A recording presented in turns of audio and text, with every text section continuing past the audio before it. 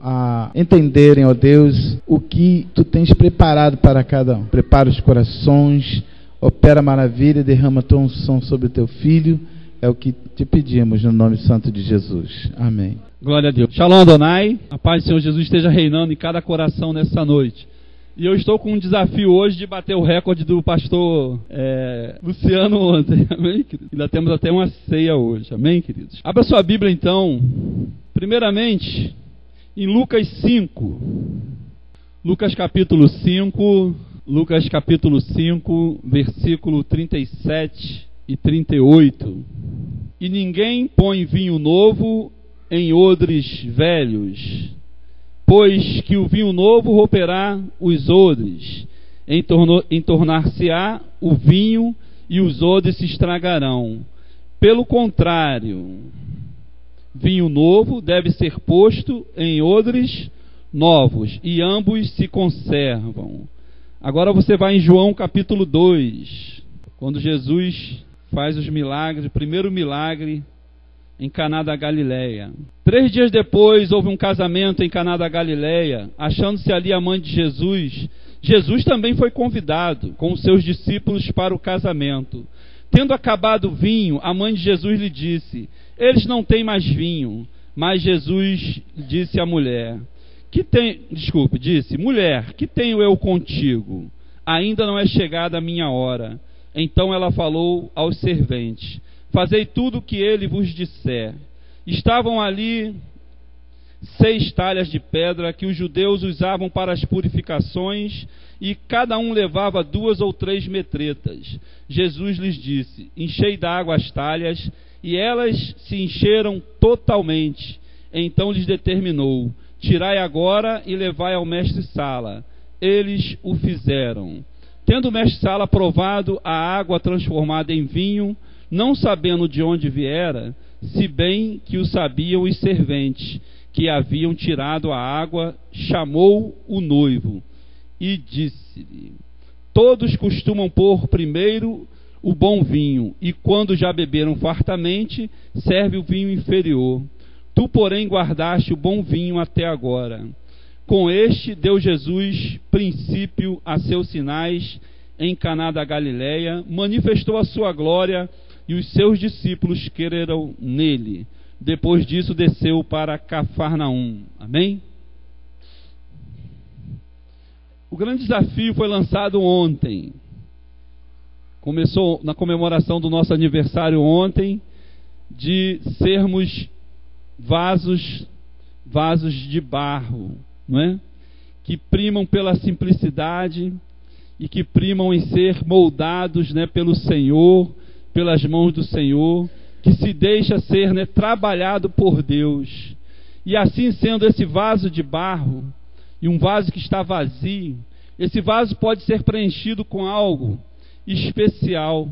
E nessa noite a gente espera que assim que você que entendeu a mensagem de ontem, e está entendendo o propósito, porque foi proposto, né, com esse tema, que o pastor Luciano disse que foi ousado, é lançar um desafio a você a viver uma nova vida em Cristo Jesus, e a receber esse desafio de uma forma especial, ou seja, beber do vinho novo, ou se deixar ser cheio deste vinho novo. E para isso a gente vai analisar alguns pontos principais dessa mensagem, né? Deste vinho novo e dessa passagem tão especial que é o primeiro milagre de Jesus em Caná da Galileia.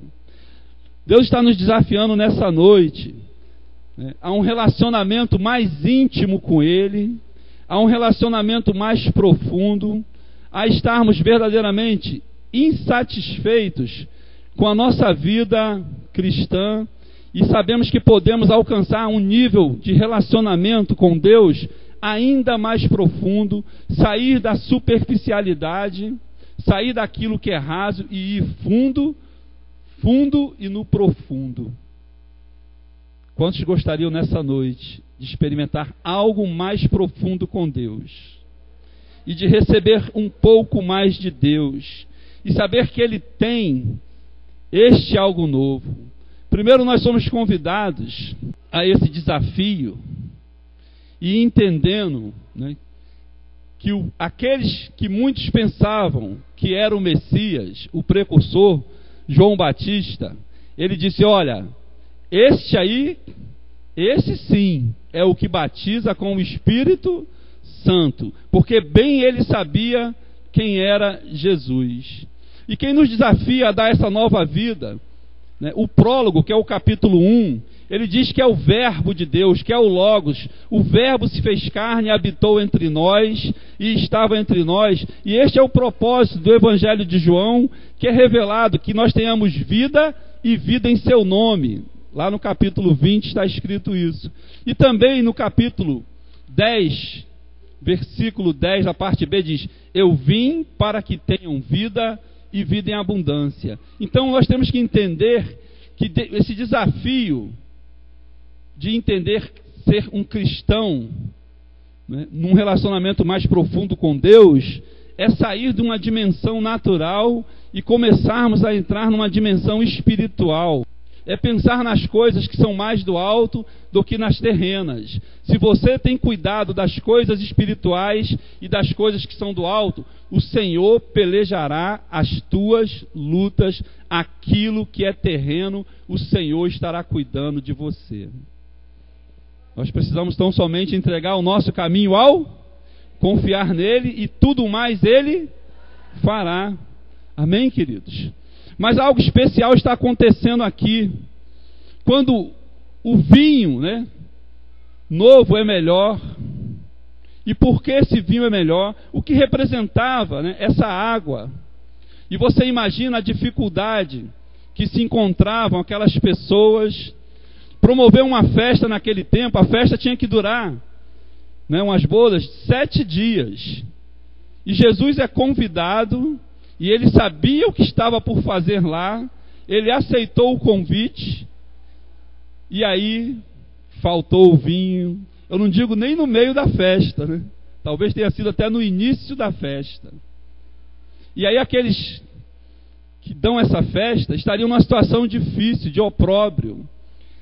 Você já pensou você chamar um número de convidados, dar uma festa, e chegar ali, mal a festa começa, já faltar a bebida, a comida, ou aquilo que eles mais esperavam, que era estar se alegrando com o vinho? Porque a Bíblia diz que desde o Antigo Testamento, as ofertas que tinham libações, tinham por expressão expressar a alegria de uma comunhão com Deus, e isso era um costume em Israel. Mas ali faltou o vinho. E Jesus disse: mulher, que tenho eu contigo? Ainda que não era chegado o momento, ele sabia que ali ia realizar o primeiro sinal. E as primeiras coisas, elas são especiais. Então o primeiro milagre de Deus, ele tem uma conotação do Senhor Jesus toda especial. Aquelas talhas estavam ali, e elas representam todo o contexto de cerimonial das observâncias judaicas em relação à antiga religião, que Deus tinha esperado que através da lei eles fossem aperfeiçoados e entendessem que a lei apontava para Cristo Jesus e que ela era insuficientemente para salvar. Porque Gálatas, o apóstolo Paulo vai dizer em Gálatas 3, 11, 19, que é impossível que alguém seja justificado diante de Deus pelas obras da lei. Mas que, no verso 24 do capítulo 3 de Gálatas, vai dizer que a lei serviu de instrumento, de aio, para apontar para Cristo Jesus. Amém? E a lei apontava para Cristo Jesus. A lei era boa, mas ela era impotente para salvar. Então todo um quadro é criado aqui a partir do capítulo 2 até o capítulo 5 de João. É um paralelo entre a antiga aliança e a nova aliança, entre a antiga ordem e a nova ordem. Então ali estavam aquelas talhas representando isso, e a água que era colocada ali naquele momento representava a lei, que também naquele momento estava impotente de trazer uma verdadeira alegria, e aquilo que Deus propôs para eles, em obediência à lei, serem uma nação santa, um povo sacerdotal, eles não experimentariam isso e recairia esta bênção sobre a igreja. E aí, o que está acontecendo é uma coisa muito especial, porque sempre que Deus traz uma revelação nova, Ele está saindo de uma dispensação e entrando em uma outra dispensação. Essa nova dispensação é baseada nesse vinho novo, no sangue do Cordeiro que seria derramado, o sangue da nova aliança que derramava o vinho novo sobre os novos convertidos, sobre este novo povo que Deus estava investindo. Deus investiu o sangue do seu Filho em sua vida e te comprou por tão precioso preço. E aí, só para você entender, essa aliança que nós estamos, ela é chamada de nova e eterna aliança. O autor de Hebreus diz que nós estamos debaixo de nova e eterna. Aí eu fiquei pensando, Senhor, por que nova e eterna? Aí eu falei, se é eterna, é porque é perfeita. Não haveria necessidade de nenhuma outra. Amém? Aí eu fiquei analisando, e o apóstolo Tomé que gosta muito de números, né? Eu fiquei analisando, teve a primeira aliança, né? Adâmica, edênica, a noética, a mosaica, a davídica, a abraâmica, que eu pulei, foram 6, e a nossa é a 7ª, por isso que ela é perfeita. Ela é nova e ela é eterna. Ou seja, o que Deus investiu em nossas vidas é agora para ser eterno. É perfeito. É maravilhoso. Amém, queridos? Não haverá uma nova aliança. Mas assim, estamos experimentando de Deus o melhor do que essa aliança, que é chamada a aliança da graça, a aliança do derramar do Espírito Santo de Deus, porque está baseado, eu não vou dizer nem em superiores promessas, eu vou dizer que está baseado em promessas já realizadas. Tudo aquilo do Antigo Testamento, desde a criação do homem até os dias da lei, era uma profecia. Naquele tempo Jesus falou, está tudo consumado, está cumprido. Por isso nós estamos debaixo, esta aliança é superior, porque não vivemos debaixo da promessa, mas de algo que já realizou na cruz do Calvário. E aí todos temos direito a essa herança. Amém, queridos? Porque todos somos então feitos filhos de Deus. Mas Israel fracassou na observância das leis. Foi investido em Israel, nesse aspecto da aliança mosaica, 1.400 anos, vamos botar 1.500 anos, que foi a época que foi estabelecida a aliança com Moisés, até os dias de Cristo. Você sabe o que aconteceu na metade exata desse caminho? No ano em torno de 740, 750 antes de Cristo, Deus chegou e falou para Isaías, um tremendo homem de Deus, eu estou cansado e farto desses holocaustos, desse derramar de sangue e desse ajuntamento solene. Então, aquele cerimonialismo que se tornou aquilo que Deus tinha feito para ser uma coisa boa, cristológica, apontar para Jesus Cristo, já estava enfadando Deus há muitos anos, e Deus esperava ansiosamente pela manifestação do Filho, pelo verbo de Deus, que se faria carne e habitaria entre nós, para triunfar sobre o pecado, porque a lei estava impotente para vencer o pecado, e Deus estava ansioso para que o Filho dele se fizesse pecado por nós, para que em nós habitasse e reine a justiça de Deus.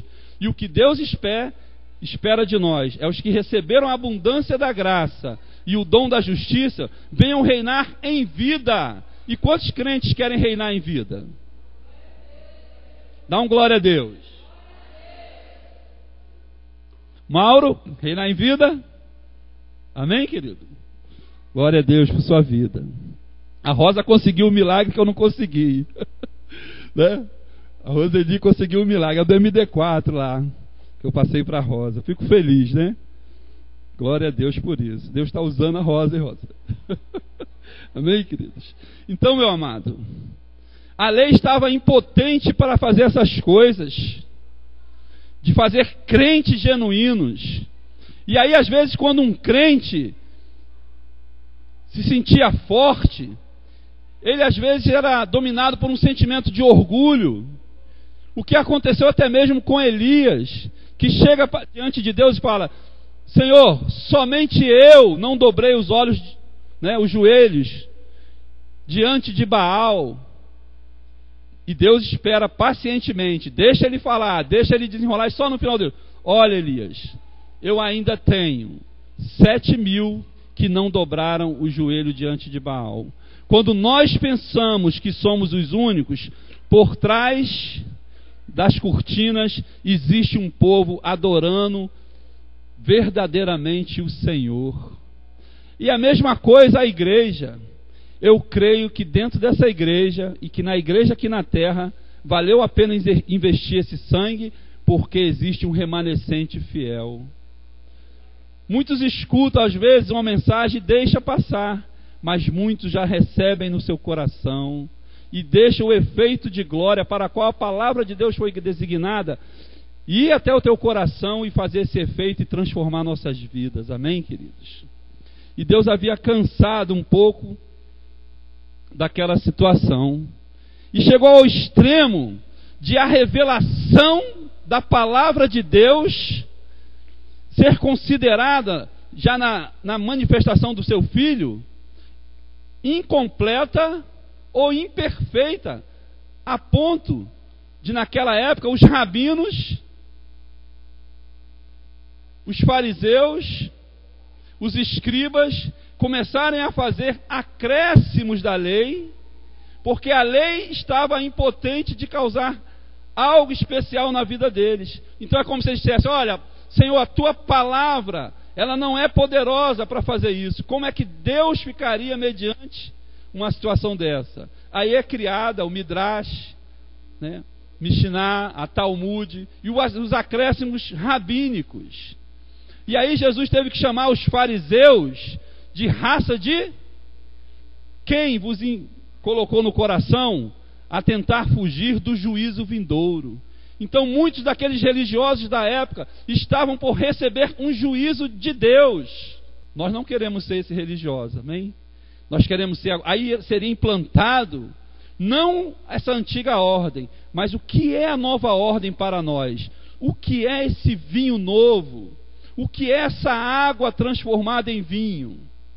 Ela representa então a nova religião. Qual é a religião? O cristianismo. Mas o que é o verdadeiro cristianismo?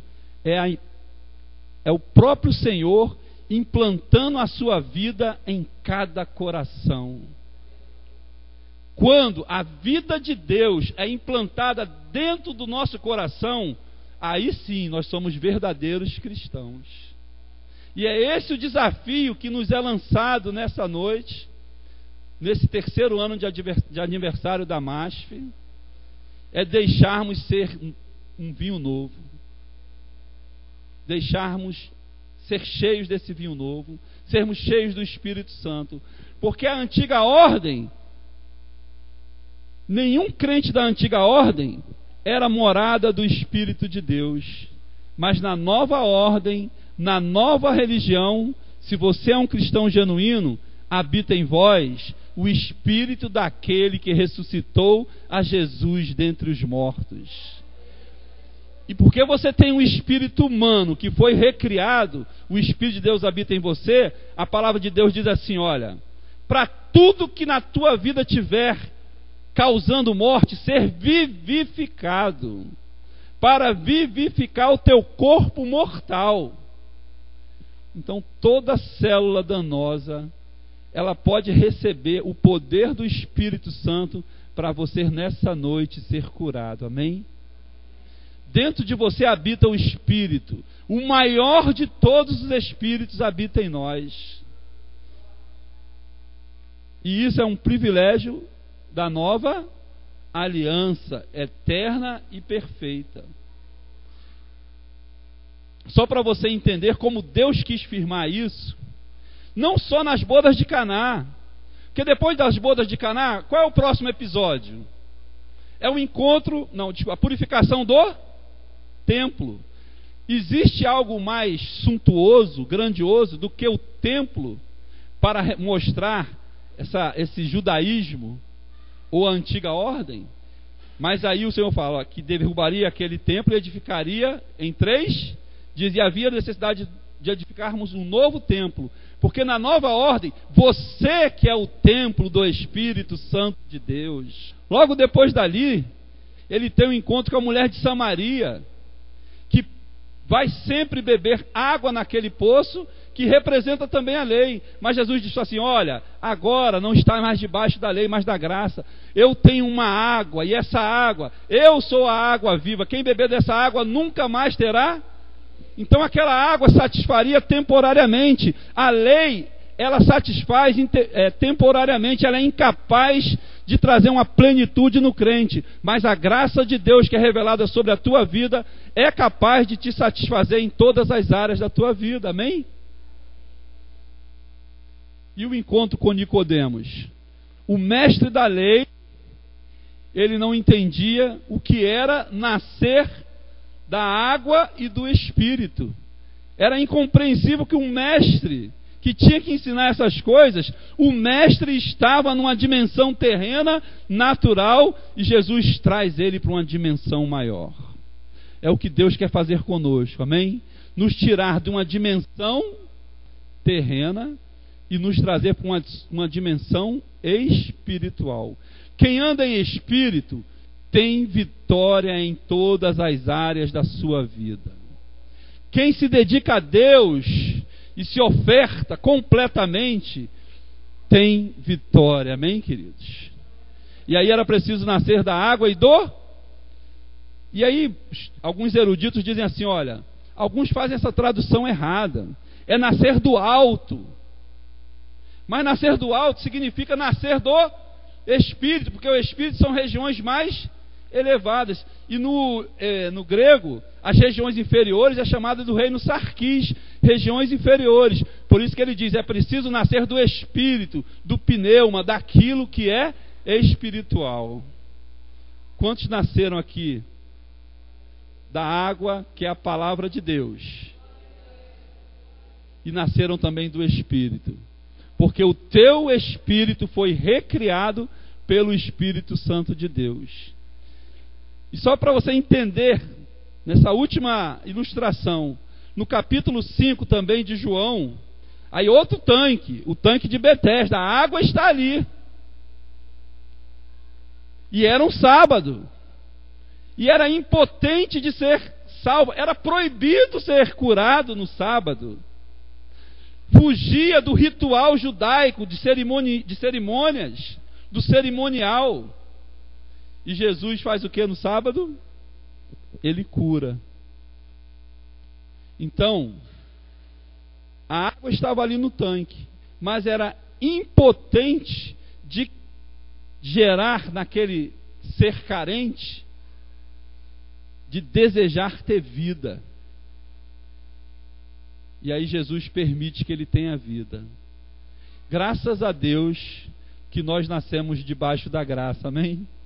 E não debaixo da lei. E já estamos experimentando uma aliança que é eterna.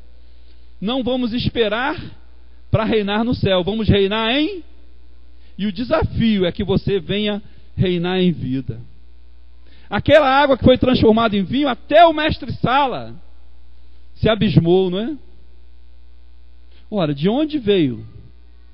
Mas quem levou aquela água lá, que foi transformada em vinho, sabia de onde o milagre veio, não sabia? Você sabe de onde vem o milagre que você precisa? O milagre vem do Senhor Jesus. O milagre vem de Deus. Não é da nossa capacidade de gerar um milagre. Mas todos os milagres que têm acontecido aqui também na nossa igreja vêm da palavra e vêm e da unção que despedaça todo jugo. Quantos jugos têm sido partidos aqui ao longo desses 3 anos? E a palavra de Deus diz, e eles bem sabiam de onde vinha aquele vinho novo. Mas aí trouxeram um vinho, né? Um vinho ruim no final. Veio o vinho O melhor vinho que já foi produzido aqui na terra foi o Senhor Jesus Cristo que fez. Eu creio que nenhuma vinícola conseguiu fazer um vinho tão gostoso como esse. E o grande segredo para a gente terminar dessa bênção espiritual é que ela é sobrenatural e ela é superabundante. Coloca a água, enche de água, e ali foram colocadas, né, só mais 750 litros de água. A festa não pode acabar, amém? E a alegria de quem está nessa grande festa também não pode acabar. Há um vinho novo para você experimentar. Você não está debaixo dos ditames do tacão, nem do diabo e nem dos homens, mas debaixo daquilo que é revelação específica do Senhor, que é a palavra de Deus. Com isso a gente entende que o quê? A superabundância de graça sobre a nossa vida. O Senhor então mostrou o quê? Que Ele é um Deus de fartura. É um Deus que supre em abundância. Quem está precisando da abundância de Deus, fique de pé nessa noite, amém, querido? A gente vai tentar fazer isso bem rápido, né? Mas com ordem e decência também. Eu gostaria que nesse momento, né, fosse servido o pão, amém, querido? O primeiro elemento da ceia. A Sônia e Edivar, se for pouco a gente tem. E tendo dado graças, o partiu e disse: isto é o meu corpo que é dado por vós, fazei isto em memória de mim. Então, quando participamos da ceia do Senhor, estamos em obediência ao Senhor, e quando estamos em obediência, recebemos as bênçãos do Senhor, e também profetizamos a sua vinda. Se alguns ainda não receberam o pão, façam um sinal para que todos possamos. Wagner, recebeu já o pão? Carlos Leandro, todos? Posso ouvir um amém então? Amém. Ninguém sem o primeiro elemento. Então vamos apresentar diante do Senhor. Este primeiro elemento, o pão, representa o corpo de Jesus Cristo. O corpo que foi moído pelas nossas transgressões. E o castigo que nos traz a paz estava sobre ele. E porque ele se deixou ser moído pelas suas feridas, nós fomos sarados. Então, em obediência e profetizando a vinda do Senhor, participemos todos juntos deste primeiro elemento. Amém. Amém. Louvado seja o teu nome, Senhor. Porque não há outro Deus além de ti, ó Pai, que com um amor infinito, enviou seu próprio Filho para morrer na cruz, para que todo aquele que nele crê não pereça, mas tenha a vida eterna. É um amor que excede o nosso entendimento. E ao realizarmos essa ceia, Pai, nós te damos graça por tão grande sacrifício, por tão grande salvação, porque vamos morar nos céus e temos morada certa. Aguardamos a vinda do Senhor, aguardamos a vinda do noivo, do Senhor Jesus Cristo. E Pai, este é o momento oportuno, como diz a Tua palavra, de milagres serem liberados, porque reconhecemos, Pai, o sacrifício daquele corpo moído e maltratado, ó Pai, ali na cruz do Calvário, para que agora, Senhor, em memória de Jesus Cristo, celebremos esta ceia, em nome de Jesus, amém. Glória a Deus. O Senhor está me revelando, alguns irmãos estão abatidos, né? Muito triste, muito bom a palavra revelada, né? Que foi ministrado na dança, na palavra rema, desde ontem, né? Deus está operando. Quem é a pessoa que está com artrite, que quer receber cura agora? Então vem aqui na frente, pode vir. Essa aí aqui na frente, Deus vai lhe curar, irmã Maria, pode vir. Ajuda a trazer ela aí, Natália. Isso. Deus revelou só problemas psicossomáticos, né? Quem está com problema de circulação, Deus está revelando. Quem está com problemas de açúcar no sangue? Quem está com problema de hipertensão? Venha receber sua cura. Hipertensão. Agora levante seu cálice bem alto, toda a igreja. Pedir aqui ao pastor, pode ungir os irmãos, só os que estão aqui que foram revelados, né? Pode ungir. Receba a cura, receba a cura, receba em nome de Jesus, receba a cura, vai recebendo,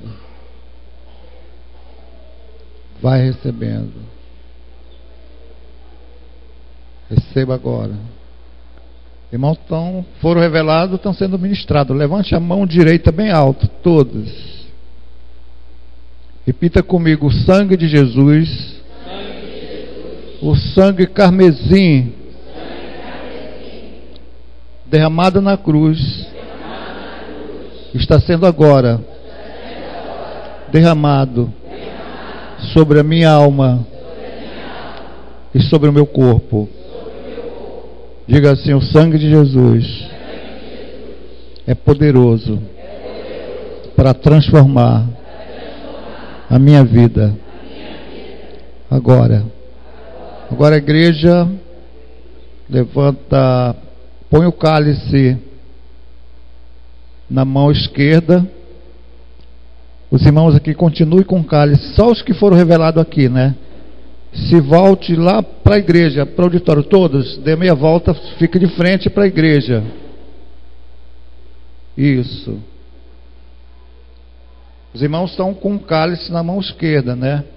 Levante sua mão direita agora, na direção dessas pessoas que foram reveladas. Os irmãos que vão ministrar, firme os dois pés no chão.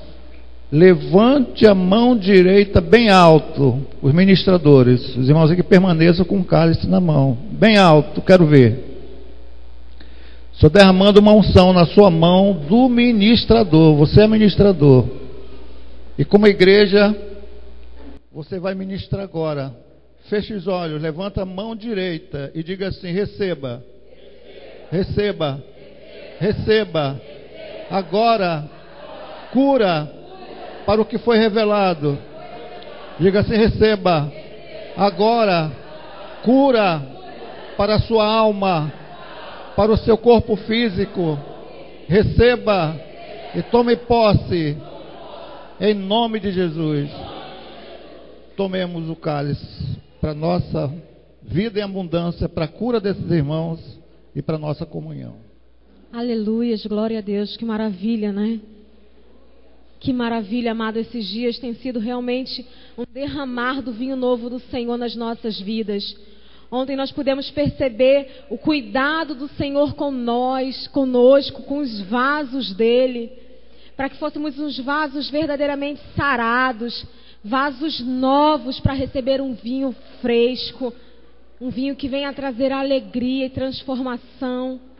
Essa unção que o Senhor derrama sobre as nossas vidas, uma unção de alegria, uma unção de gozo, não é para caber dentro dessas quatro paredes. Meu amado, você que veio hoje aqui hoje, Deus está derramando sobre a sua vida, para que você cumpra o ID do Senhor, para que no próximo ano, ao celebrarmos os 4 anos desta igreja, nós possamos ter multiplicado e muitos venham ter encontrado o Senhor como Senhor e Salvador da sua vida, e que possam estar congregando conosco neste lugar. Eu creio nisso. O derramar do Senhor tem um propósito, amém? E o derramar do Senhor nas nossas vidas, nesses dias, tem um propósito para que venhamos conquistar. Amém? Eu convido você novamente a se colocar de pé.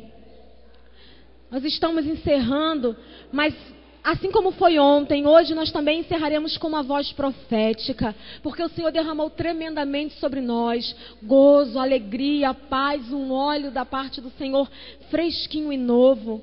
E agora nós iremos profetizar. Abra sua boca e profetize. Levante suas mãos e profetize que grandes coisas o Senhor irá fazer por nós. Grandes coisas o Senhor irá fazer neste lugar. Grandes coisas o Senhor irá fazer nas nossas vidas. E eu profetizo sobre essa igreja que muitos e muitos irão conhecer a Cristo pela palavra que sairá da nossa boca, porque esse é o ID de Jesus. E quando nós falamos de grandes coisas, são vidas para o reino, em nome de Jesus. Amém. Estamos no final. Fique de pé só para receber a bênção apostólica. O Senhor te abençoe e te guarde. O Senhor faça resplandecer o seu rosto sobre ti e tenha misericórdia de ti. O Senhor sobre ti levante o seu rosto e te dê a paz.